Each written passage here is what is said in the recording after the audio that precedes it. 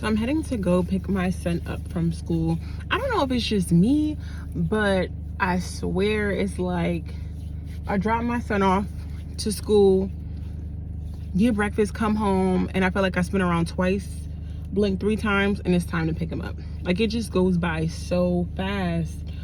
But before I pick him up, I am heading to get a coffee. I'm heading to get a coffee because which is not typical for me at this time. Well, the picking up the coffee part is not typical, but I need it because I am kind of tired and I need to pick me up. And even though today is one of my slower days of the week, so you know, after I pick up my son, I pretty much don't have much to do. Like, I don't have anywhere to be after school. There are no activities on this day for us, and so I can really go home and chill or work on the business, whatever that looks like for me. But I have some things that I really want to work on when I get home, and so no nap. Nap is out. This would definitely be one of the days where as soon as we got home, I would take a nap for a couple hours. But yeah, I'm not doing that today. I have stuff to do. So I usually, before picking up my son, I will go get a smoothie, because one of my favorite smoothie spots is in the same direction as I go to get my son. But today I was like, yeah, I need to pick me up because we are not taking a nap today. No ma'am, no sir, we are not taking a nap. We have things that we are trying to work on, stuff we gotta accomplish, and so therefore get something that's gonna wake your butt up.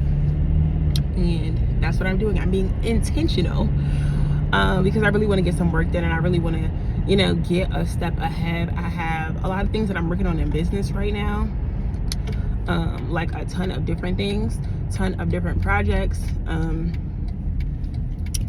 so I wanna work on that when I get home. I also want to talk about like what I've seen recently in the news regarding estate. So if you have not heard, OJ Simpson's son, I believe his name is Justin, he is actually being sued by OJ's estate. And he's being sued by his estate because, so the story that I read, and you know, forgive me if I don't have the full scoop, but what I have researched and read says that OJ's son helped his father purchase a house prior to his death. You know, OJ passed away last April, and Justin helped his dad purchase a home, and they were trying to be strategic. And so Justin has a real estate company. The house was purchased by his real estate company. You know, the rich and famous do this all the time to, you know, help avoid, and his health was declining. So OJ, if you did not know, he passed away due to pancreatic cancer or prostate. I'm sorry. Either one. I don't recall. My apologies. But he was dying of that, and he you know, was trying to get his affairs in order, and hiding his house behind his son's real estate company, you know, helps avoid any of his claims, any of his debts, using that house as collateral, because he also owed, even though he was acquitted, years later, he was charged with other things and they hit him financially. So he had, I think it was still a balance of over 30 million that was owed to his ex-wife's estate and her boyfriend's estate. And so having this house to prevent them from coming after his house, using it as collateral to, you know, settle his debt, his son put it in his name. I guess there was like some family drama going on prior to his death, and, you know, his son, what I read, was not holding up his end of the bargain. Instead of what seemed like what should have been a favor for his dad, he was looking at it as business, and so he wanted to be repaid back. And because he was not, he is now saying that he is the owner of the house. He moved into the house when his father passed, and his estate representative, which I have not been able to dig into who he is or what his relationship was to OJ, but I'm curious to see what his relationship was to him. You know, a lot of people automatically assume that your trustee or your estate representative has to be related to you. It does not. A lot of people have someone who is not related to them, excuse me, just to have a neutral party, which is smart, because if you know anything about losing a loved one, when finances are involved and there's multiple parties, stuff gets messy, people switch up, it's nothing but chaos. And so I think a lot of people put someone who is not related to them just to have a neutral party, unable to be biased, unable to be waived or convinced by the family to do X, Y, and Z. And yeah, so it's crazy because it's like, it's his son. He's now living in the home that he paid for or contributed towards or helped look out for, so it wasn't gobbled up by other debt, and now he's being sued. And so I'm interested to see how this all plays out. I will definitely keep you guys posted, but again, that just goes back to show why you need a plan, right?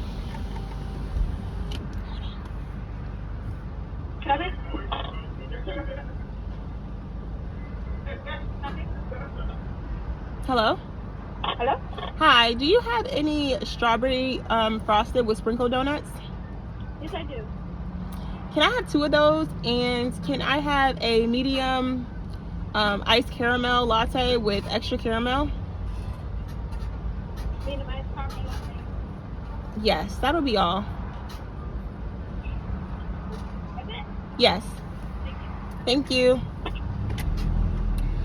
Yeah, I told you I came here for coffee, right? That's my latte. But I had to get a treat too. I had to get a little snack. I didn't eat lunch, so that's what I'm doing. But yeah, that's why it's super important to have a plan in place. I don't like it. Okay. Thank you. Yeah. Perfect. We got our napkins. Thank you.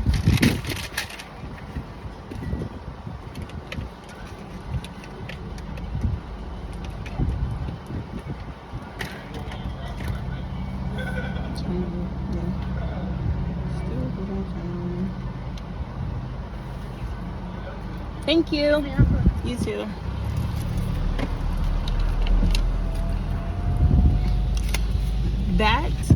That's why it's important to have a plan in place. And so what I would recommend, like my recommendations in that situation, is to, I think, or let's just say this, where I think OJ went wrong in that. Because one might think, all right, well, his son was, you know, he was working together with his son knew the situation, he has his home, like it didn't go into probate, he has an estate representative, somebody who's a neutral party looking over things, like, okay, check, he did that right. Where he went wrong, in my opinion, based off of what we know, right, because I can only assume based off of what I've read, either somebody is, or somebody could be lying. Let's just throw that out there, because that's always an option too. But what I'm thinking is that he failed to have transparent conversations. And And what I mean by that is, yes, he might have been open and honest with his son about his debt and how he wanted to make sure his home didn't fall in the wrong hands. But was it put in writing? And so I think it's a good idea to have transparent conversations with your family, your state representative, who your trustee, anybody who has access to your assets and things that you leave behind, who's responsible for planning your funeral and things like that. Those are all of the individuals that you need to invite to, a neutral location to have an honest and transparent conversation. Because clearly everybody is not on the same page in the situation. Son think he right, the state representative thinks he's right. The state representative is poking, holes into everything the son has done thus far, right? That's why he is suing his son. It says OJ's estate is suing Justin Simpson, OJ's son. So somebody dropped the ball. Something wasn't disclosed. Somebody wasn't honest about something. And so the best advice I would give is to have those transparent conversations with everyone present and document it, record it. If you have to, record it on the phone.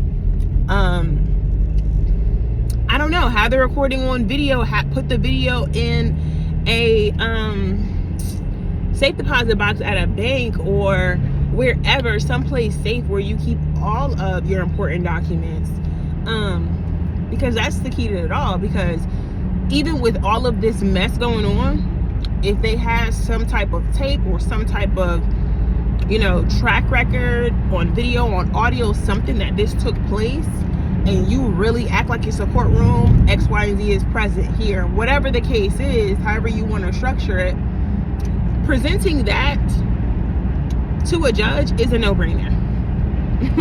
It's nothing that the judge has to decide. Ultimately, the decision is going to be theirs, but it's clear as day what took place, who said what, and what the party wanted, right? And so that would be my 2 cents on what could have been done differently.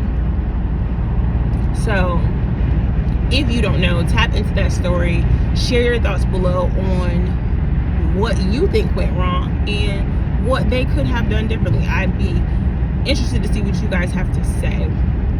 Okay.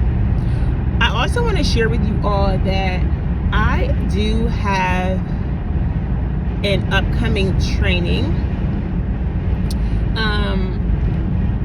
I have an upcoming training. I believe it's going to take place February 22nd. It will be virtually, and I do have a sign-up sheet. I do have a link for you to sign up for that, so that you can be, the first person to know about the details of that training. Is definitely going to give you some insight on how to put a simple plan in place. I think people hear life insurance and they're immediately intimidated. They go deaf ear. It's a conversation that we don't want to have, but one that is so necessary.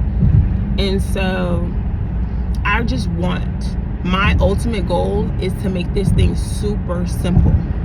You need to have clarity when it comes to your life insurance. You can't avoid it. If you don't have it, you're basically telling your family you don't give a damn. That's what it boils down to. If you do not have any type of life insurance, you are not working towards getting any type of life insurance. It does not have to be a large policy. I recommend something that is affordable for you. You have premiums that are affordable for you, and you have enough. You start off with something very simple, and it's just enough for burial costs. That's where I recommend you start. I want you to build up to having enough to do everything that's necessary, because when you leave, you do not leave with just a funeral bill. There's other expenses and things that are taken into account that your family is responsible for. So I would hate for you to leave them high and dry. If you do not have any type of life insurance, you are clearly communicating to your family and loved ones that you don't give a damn. And I'm sure that is not how you truly feel. I mean, I'll take that back. There are people who don't, but I feel like the vast majority do not want to be a burden to their kids, right? You don't want to be a burden to your family. It's no different than you being,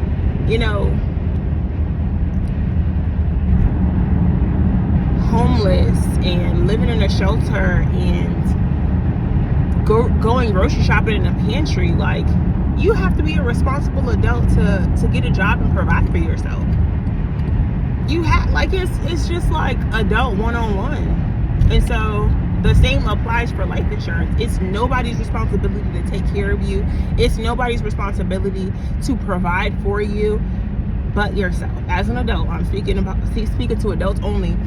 It's nobody's responsibility but your own. And I definitely see having life insurance as just yet another responsibility we take on as adults.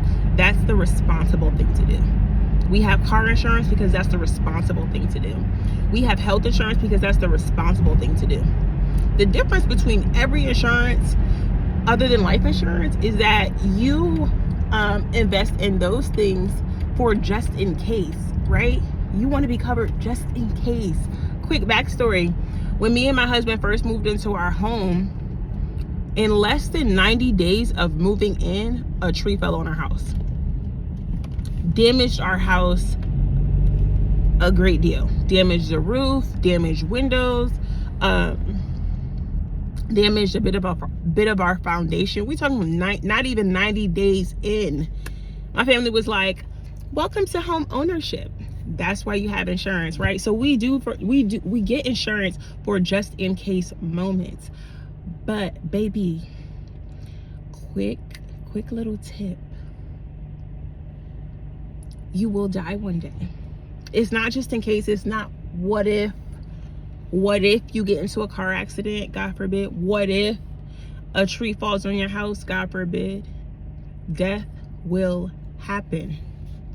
It's just a matter of when. And because you don't know the day, you don't know the hour, you don't know anything about that day, you have to be prepared at any moment. If we did not have homeowners insurance, or if we tried to get homeowners insurance after the events, we wouldn't have been covered. We would have had to come out of our pockets to replace those damages. It is impossible. I just feel like I kind of sung that because I thought about a song. It is impossible to get life insurance after someone is already dead. Like, it can't happen. And so I need you to be prepared. So I definitely want you to come to my training. I'm gonna drop the link below for you to sign up. And again, you're gonna be the first to know the details of this event, with the exact link, the exact time. It is going to be Friday. I believe that's a Friday, February 22nd. And it's gonna give you some quick and easy steps that you can implement in real time to ensure you are prepared. Okay, so make sure you click that link below. That'll be in the comments for you to sign up for today. As always, have an amazing day and take care.